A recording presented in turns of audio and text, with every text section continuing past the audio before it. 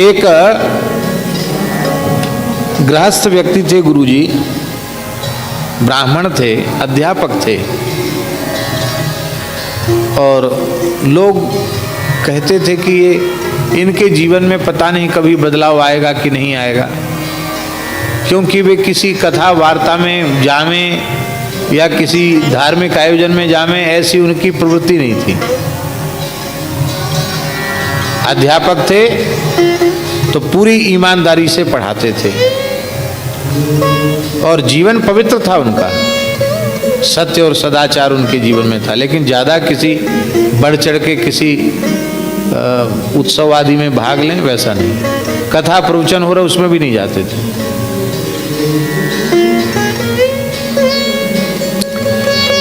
हमारे महाराज जी की कभी उस क्षेत्र में कथा होती थी, भक्तमाली जी की, उनको सूचना होती तो उसको सुनने आ जाते थे, शांत होकर के सुनते थे।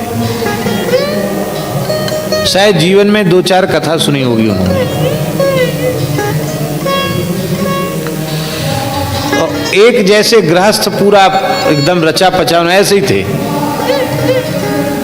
खेती परिवार सबको ध्यान रखना, लेकिन वे सावधान थे।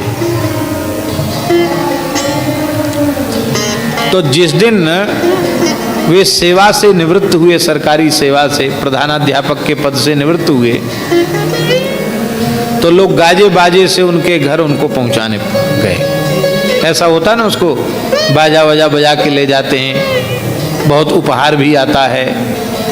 अभी सेवानिवृत्त हो गए, रिटायर्ड हो गए, तो घर में सबका भोज था, जो भी अतिथि थे सबको भोजन आदि की व्यवस्था भी थी। सारा उत्सव समाप्त हो गया। सारा उत्सव समाप्त होने के बाद रात्रि को लगभग 10 बजे उन्होंने बुलाया, अपने एक ही पुत्र था उनका, अपने पुत्र को बुलाया, वो भी अध्यापक था। तो पुत्र को बुला करके कहा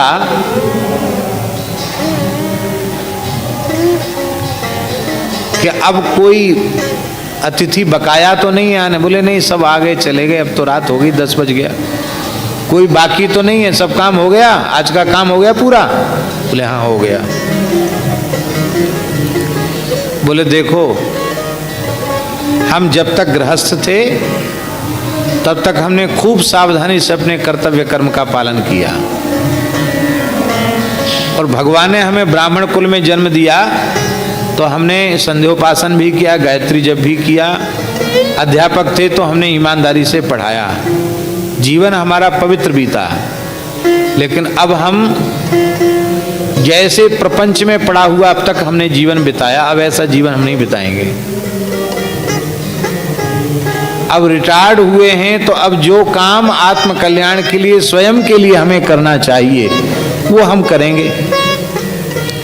फिर तुम यह मत कहना कि तुम हमारे घर के किसी काम में सहयोग नहीं करते हो, हम तुम्हारा कोई काम न सुनेंगे न देखेंगे।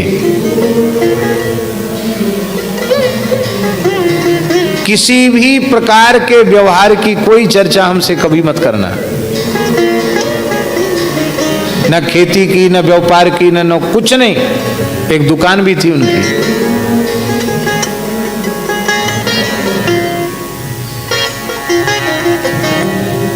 और 1 घंटे का अवसर है, सोच विचार लो तुम।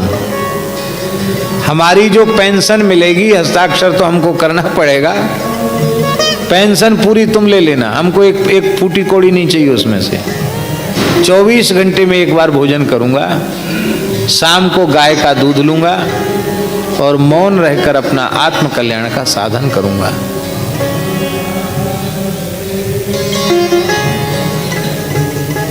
फिर तुम कल प्रपंच मत करना कि बाबूजी अब हमारे किसी काम के नहीं है। 1 घंटे का समय है, उत्तर दो हमको, और नहीं तो तुम्हारी जो माँ है ना, उसकी मोह ममता बहुत है परिवार में, उसको हम उसके लिए परवाह नहीं है, उसको हम छोड़ देंगे यहीं और हम अकेले ही चले जाएंगे। कहाँ जाएंगे? जहां हमारी इच्छा होगी वहां हम जाएंगे। और यदि तुम हमारी इस रहनी को पसंद कर सको और हमारे साधन में विक्षेप न करो तो हमें कोई घर और बाहर में भेद नहीं है, फिर हम कहीं नहीं जाएंगे, यहीं रह जाएंगे। निर्णय करके बताओ। 1 घंटे का समय, 10 बज रहा है, 11 बजे उत्तर दे देना। सत्य घटना एक जगह की गुरुजी। अब तो सब सन्न रहेगा कि दिन भर तो उत्सव मना, इन्होंने तो ऐसा कर दिया। बोले तुम ऐसा समझो कि तुम्हारे संसार के व्यवहार के लिए हम मर चुके हैं, ऐसा समझ लो तुम। संसार के लिए मैं मर चुका हूं, ऐसा समझ लो। थोड़ी देर बाद, 1 घंटे बाद पुत्र ने कहा कि मैं आपका एकमात्र पुत्र हूं और अब रिटायर्ड होने के बाद इस अवस्था में आप अकेले जाएं, ये मैं सहन नहीं कर सकता। आपको जैसे इच्छा हो वैसे आप रहें, हम आपको कोई विक्षेप नहीं करेंगे और कभी आपको कुछ पूछेंगे भी नहीं। ठीक, बात पक्की हो गई। गुरुजी दूसरे दिन से वे ऐसे हो गए जैसे किसी को पहचानते ही नहीं है। एकदम जीवन का दूसरा अध्याय शुरू हो गया। पत्नी, पुत्र, पौत्र, नाते रिश्तेदार भी आते तो न वो प्रसन्न होते न वो दुखी होते। जैसे व्यक्ति अपरिचित के साथ उदासीनता पूर्ण व्यवहार करता है, ऐसी शरीर संसार से पूर्ण उपरामता उनको आ गई। ठीक 3 बजे वे स्नान कर लेते थे एक नदी में जाकर के, और साधन में उनका चिंतन की प्रधानता थी। तो बहुत कुछ पढ़े लिखे नहीं थे, सामान्य संस्कृतज्ञ थे और अंग्रेजी हिंदी पढ़े थे, मास्टर थे, अध्यापक थे। तो गीता प्रेस के ये उपनिषद, 10 उपनिषद, बृहदारण्यक, ईशावास्य आदि और ब्रह्मसूत्र और श्रीमद् भगवद गीता है और रामचरितमानस, इनको अपने स्वाध्याय के लिए उन्होंने स्वीकार किया। इनको वो पढ़ते थे थोड़ी देर और बाकी समय ध्यान करते थे, नाम जप करते थे, मौन रहते थे और जो भोजन मिल जाए, यह भी नहीं कभी बताया कि हमको इसमें कम पड़ता है कि ज्यादा पड़ता है, इसमें नमक है कि मिर्च ज्यादा है। जो आ गया उसको एक बार उन्होंने ले लिया। इस स्थिति में वे रहे और उसी अवस्था में हमारे महाराज जी की कथा एक गांव में हुई। उस कथा में वे आए और ऐसा स्वरूप उनका हो गया था उन महानुभाव का कि हम आपको क्या कहें। उनके निकट बैठने वाले की वृत्ति शांत हो जाती थी। इतना शांत हो गए वो कि उनके पास पहुंचने वाले की वृत्ति शांत हो जाती थी, उथल पुथल बंद हो जाती थी, ऐसा था।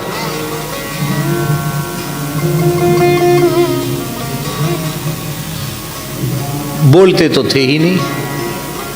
महाराज जी की कथा हुई तो कथा सुनते थे। एक दिन महाराज जी से बोले कि हम भी आपको कुछ सुनाना चाहते हैं।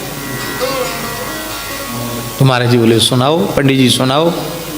तो बड़े भाव से उन्होंने, वृद्ध थे, एक भजन गाया।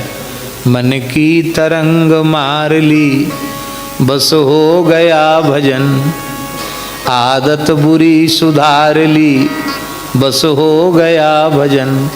ये उन्होंने सुनाया था महाराज जी को, एकदम गदगद होकर के सुनाया था। महाराज जी ने कहा, पंडित जी देखो, सब लोग कहते थे कि ये तीर्थ यात्रा नहीं जाते, यहाँ नहीं जाते, वहाँ नहीं जाते, पर ये सावधान थे, इसलिए इन्होंने अपनी वृद्धावस्था का कितना उत्तम उपयोग किया। और उनका ध्यान लगने लग गया, उनकी समाधि जैसी लगने लग गई। और ऐसे ही एक गिलास जल किसी से नहीं मांगा, बीमार भी नहीं पड़े, और भजन करते करते देह का त्याग किया। बैठे बैठे एक योग युक्त सन्यासी की तरह उन्होंने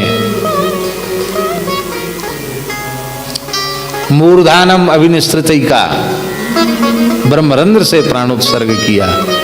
महाराज जी बोले देखो ये है प्रमाद शून्य व्यक्ति का गृहस्थाश्रम।